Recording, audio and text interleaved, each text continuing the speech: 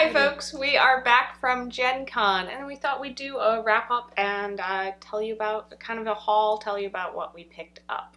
Yeah, we were trying to let you know with our short videos throughout the trip what we were doing and what we thought was really fun, so you can go and check those out. But as far as what we walked away with and all of that, oh boy, where do we start? Well, I guess let's start with the haul. What did we get as far as our games and books and art goes?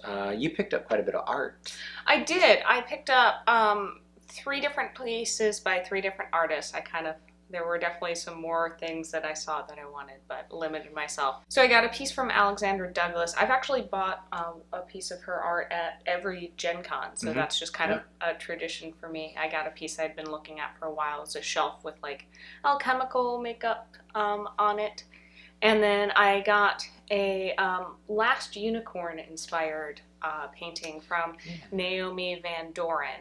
And the last one was a little bit of an impulse buy. I walked by and somebody had a dragon knitting print. So I was like, well, obviously I have to get that. And that was by Diana Harlan Stein. I kicked off this year's Gen Con by jumping right into line. And that was really fun. Even waiting to get in was really neat. Tabletop Loot, I saw one of their tweets and realized that our angles were just about the same, so I tweeted the angle of the hall from where I was, and they waved, and I got to meet them, and that was really cool. But once we got in, I went right for the game systems that I knew I wanted to pick up, and so I got a hold of the quick start guide for the Expanse. Now, I must have just missed the fact that it wasn't going to be the full book at Gen Con. I thought it was, so I was a little bummed out about that, but I guess they wanted to revamp the way some of the starship combat works. Oh, okay. And so that's not in the quick start guide, but it's being redone, and so when the rule book does drop, they wanted to make sure that that was doing really well. And then I got into the line over at R. Talsorian to pick up the book for The Witcher. And I've already started going through and reading it. I've read some of the short stories from the Witcher novel, and I've played The Witcher 3, but I haven't played the other games. But already this seems really cool. It seems very grimdark and a grueling world. But that just sort of, I think, is going to make the fun downtime stuff even better. So I picked up 2 settings, and I'm going to try to get to play them as soon as I can. I'm not sure about you. I know for me, sometimes I pick up games at Gen Con, especially settings, and I never get around to playing them because, you know, it's just life happens. So I was really excited about those. We also picked up Savage Thunderscape, which is the Thunderscape setting that's using the Savage Worlds rule book. So we've got that to reference now. Yeah, absolutely. Yeah, we've talked about it in the Pathfinder world rule set before, and we've talked about it in the Savage world. So now we just swung by QDI and talked to Sean and Ryan. And thanks to both of you for taking time to actually get to see us again this year. We always swing by and see what's new with them, and we've got a pretty exciting video about what it is that's coming up from them. Some really new big announcements, so keep an eye out for that. And then I think we didn't get as many board games as we usually do this year. No, we didn't, but I think we got bigger games and we got more on our list that we went in knowing we wanted to pick up. Yeah, so one of the games that I knew I wanted to pick up was Nyctophobia, and well, you actually picked that up on the first day because it was a pretty hot item, so figured that was probably going to sell out, and that's you play the game with glasses on.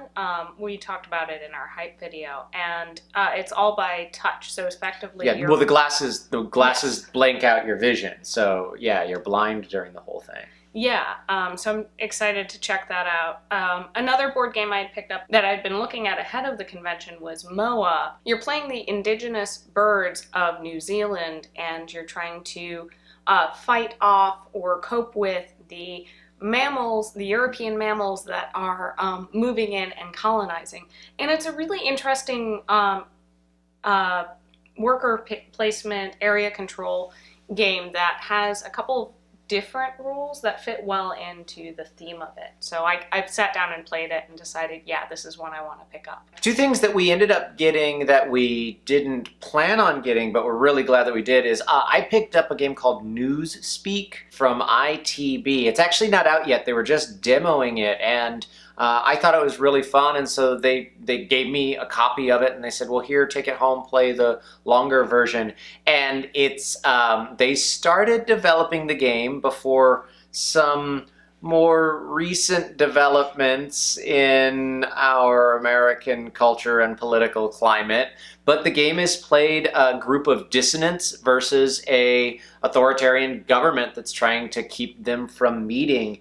And you speak in code amongst the dissidents while the government players are trying to figure out and break the code in order to sort of lock down these areas so that they can't meet and rally in order to try to affect change. And so it's kind of a neat, interesting, very timely game to be coming out right now. The other one that we picked up is Before There Were Stars. We stopped by Smirk and Daggers. Smirk and Laughter. Smirk and Laughter. I do that every time. Smirk and Laughter's booth to check out Koi. Yeah, we were actually stopping by to check out Koi, but they had a demo game out there, but they didn't have the full one out yet. I think it's coming out later this fall. Yeah.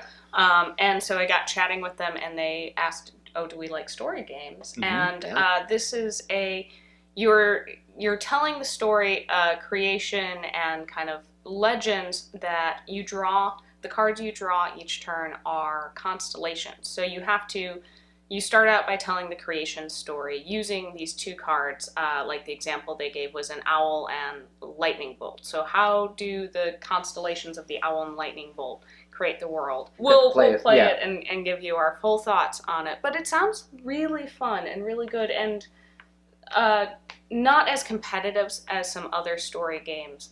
This seemed like a very uplifting, like everybody gets celebrated in the end. Another game that we picked up that wasn't new this year was Ex Libris. We really wanted it last year, but they had sold out.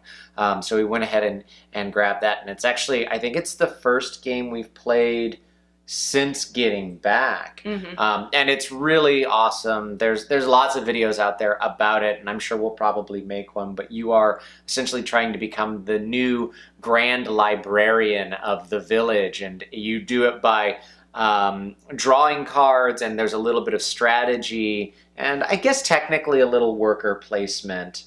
But then you arrange your library in alphabetical order, and you're trying to build your library shelves, and so it was a lot of fun. It was a pretty tight game. Yeah.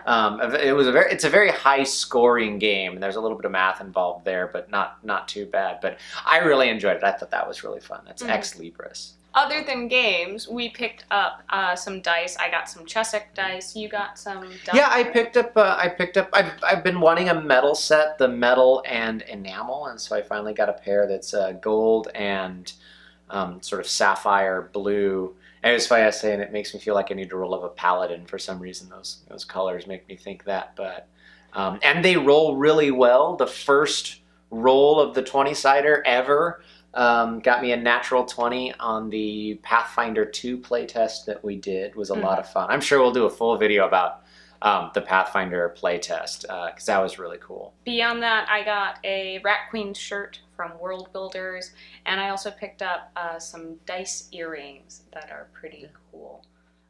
So I think, and we got some really cool presents for a friend of ours, Tucker, and for our sister-in-law, and those are the we're not going to tell you, but I'm sure that they'll really enjoy them. Yeah.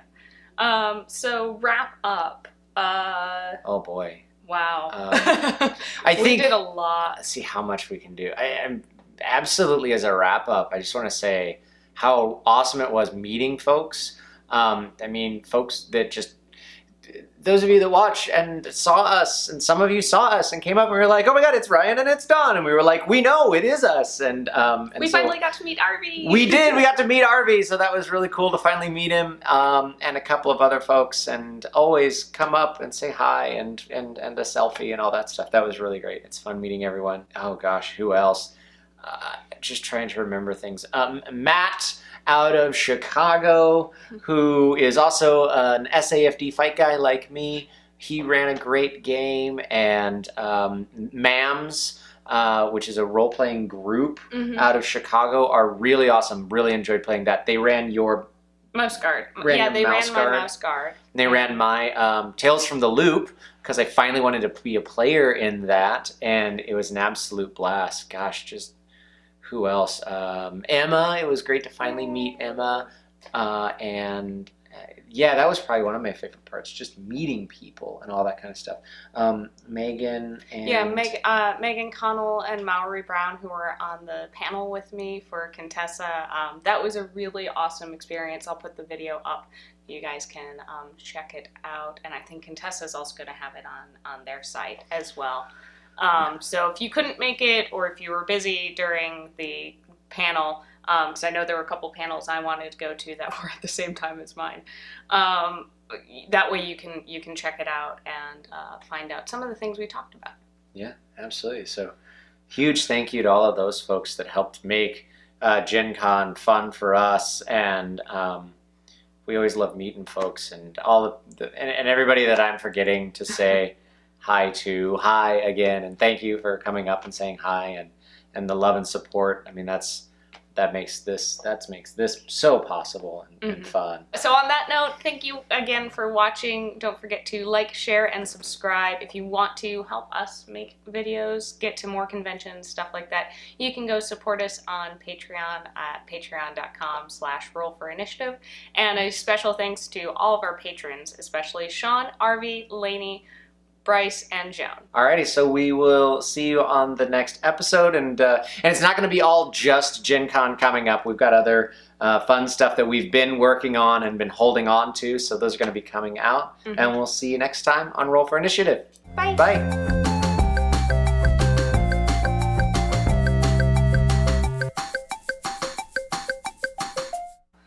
Which is you're playing the Indigenous? Indigenous. I always forget that word.